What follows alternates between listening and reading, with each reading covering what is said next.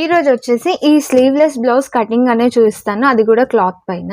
దానికన్నా ముందు ఇంతకు ముందు వీడియోలో ప్రీవియస్ క్లాస్లో నేను ఈ పాయింట్ మిస్ చేశాను చెప్పాను కదా, ఇక్కడ 0.75 మైనస్ చేయాలనేది. సో ఫస్ట్ అయితే అది మైనస్ చేద్దాం, 0.75. సో మీకు టేప్ ఉంటే టేప్, స్కేల్ ఉంటే స్కేల్, దాంతో 0.75 అనేది మైనస్ చేయండి.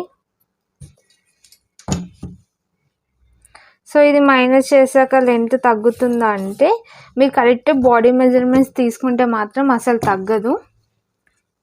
సో ఈ 0.75 అనేది కట్ చేయాలి.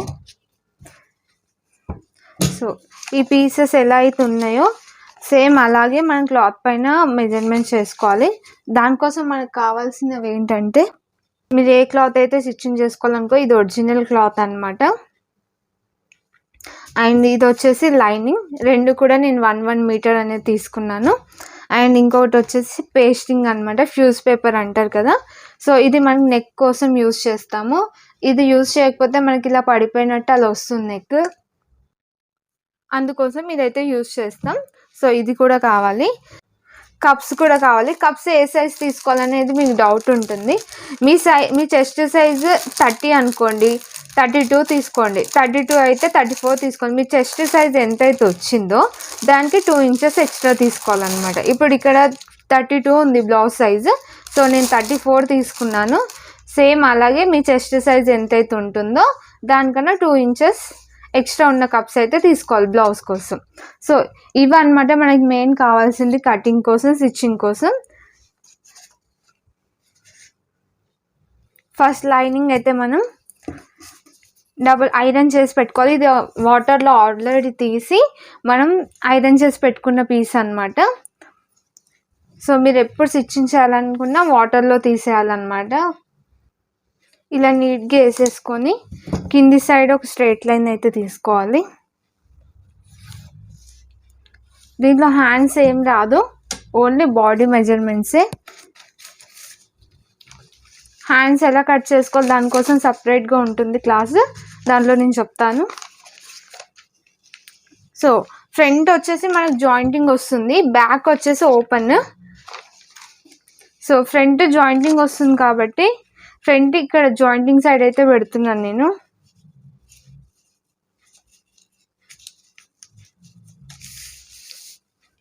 అండ్ బ్యాక్ వచ్చేసి ఓపెన్ అనమాట. సో మీరు ఎలా అయినా అడ్జస్ట్ చేసుకోవచ్చు ఈ పేపర్స్.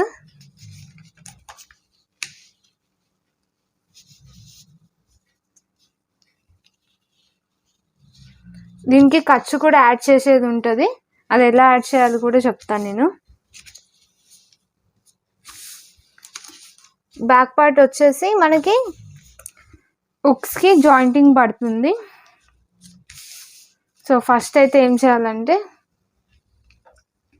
ఇక్కడ జాయింటింగ్ సైడ్ ఇక్కడ క్లాత్ కనిపిస్తుంది కదా, ఇక్కడ సైడ్ వచ్చేసి సేమ్ ఎలా ఉందో అలా మార్కింగ్ చేసుకోవాలి.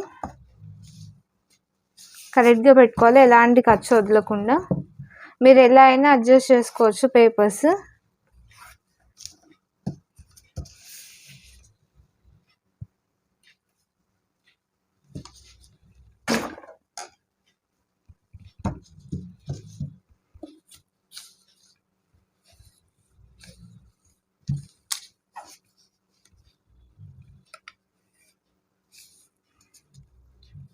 షేప్ ఎలా ఉందో సేమ్ అలాగే డ్రా చేసుకోవాలి.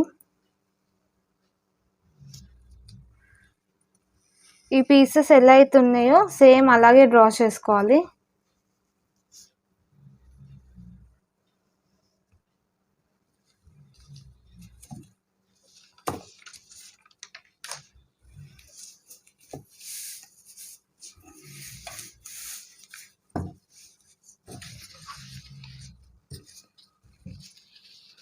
ఇక్కడ ఖర్చుకు జాయిన్ చేయాలి కాబట్టి వదిలేస్తున్నాను నేను. ఇక్కడ స్ట్రైట్ లైన్ దగ్గర పెట్టుకొని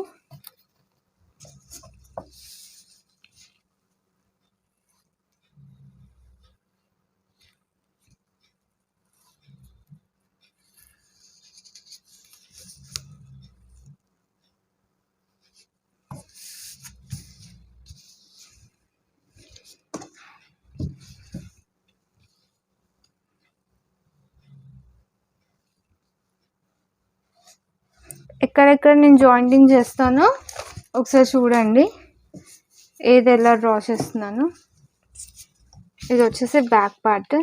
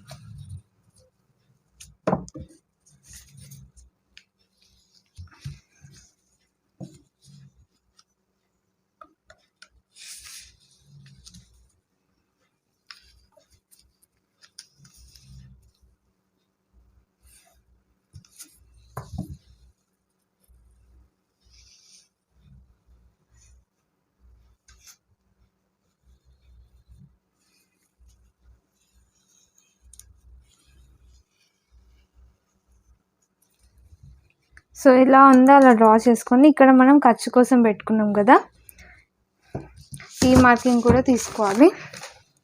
ఇక్కడ వచ్చేసి స్ట్రేట్ లైన్, దీనిపైన మనకి స్టిచ్చింగ్ వస్తుంది కాబట్టి ఇక్కడ వచ్చేసి మనకి హుక్స్ కోసం 1/2 ఇంచ్ తీసుకోవాలి.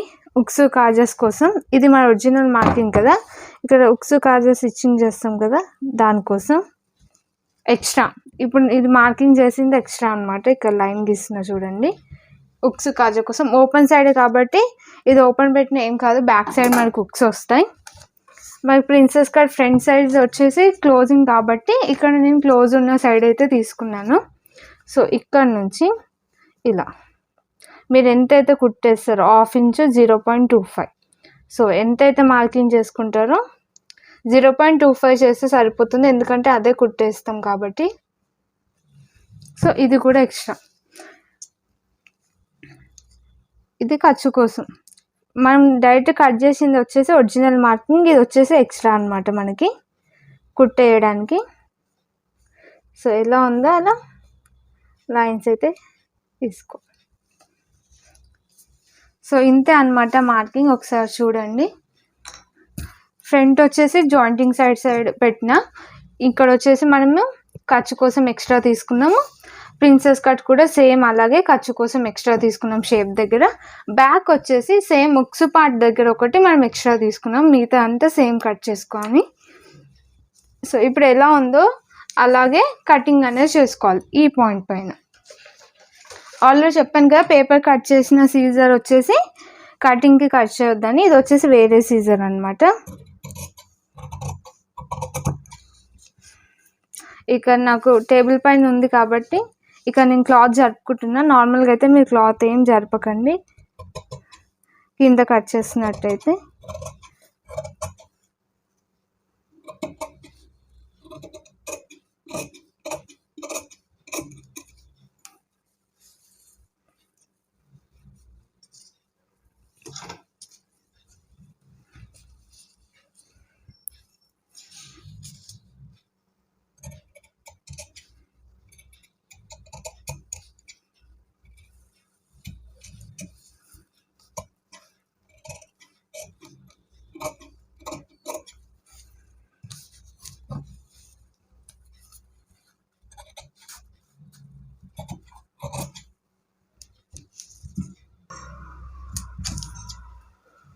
సో మరి లైన్ ఎక్కడైతుందో అక్కడ నుంచి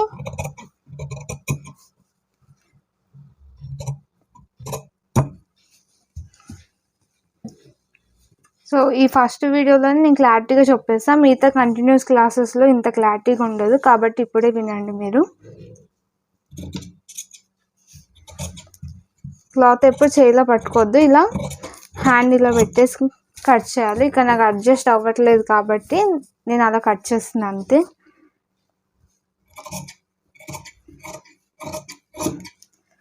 మీకు బిగినర్ స్టేజ్ నుంచి కావాలంటే నా ఫస్ట్ స్టార్టింగ్ క్లాసెస్ ఉన్నాయి, ఫ్రీ టైలరింగ్ క్లాసెస్, అవి వినండి. అప్పుడు అర్థమవుతుంది మీకు క్లాత్ ఎలా కట్ చేయాలి, సీజర్ ఎలా పట్టుకోవాలనేది.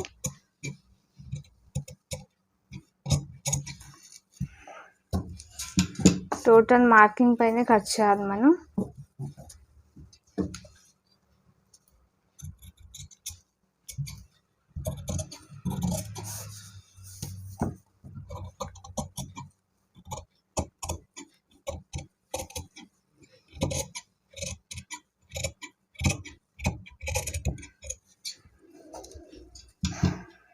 ఇప్పుడు వచ్చేసి బ్యాక్ పార్ట్.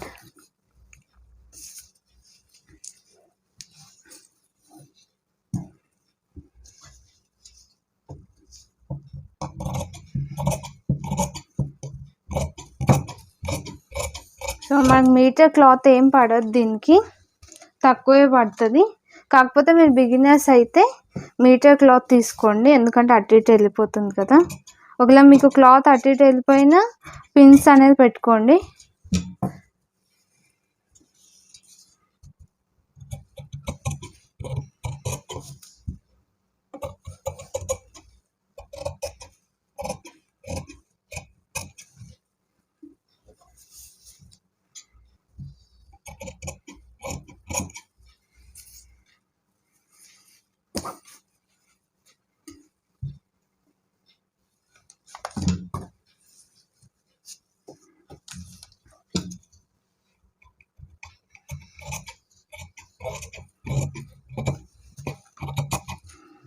షేప్ ఎలా ఉందో దాని మీద కట్ చేసుకోవాలి.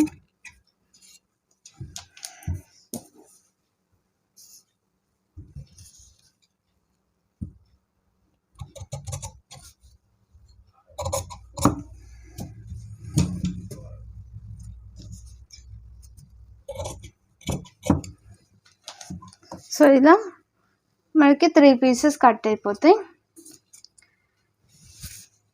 సేమ్ ఎలా ఉందో అదే మార్కింగ్తో మనం ఒరిజినల్ క్లాత్ పైన పెట్టాలి. ఇందాక మనం ఎక్స్ట్రా తీసుకున్నాము, లైనింగ్ పైన పెట్టినప్పుడు ఎక్స్ట్రా కట్ చేస్తాం కదా, అలా ఏం కాదు. ఈ పీస్ ఎలా ఉందో సేమ్ అలాగే ఒరిజినల్ క్లాత్ పైన పెట్టి కట్ చేయాలి, పిన్స్ పెట్టేసి. ఇక్కడ నాకు కట్ చేయడం ఇబ్బందిగా ఉంది కాబట్టి నేను కట్ చేసింది ఇక్కడ చూపిస్తాను.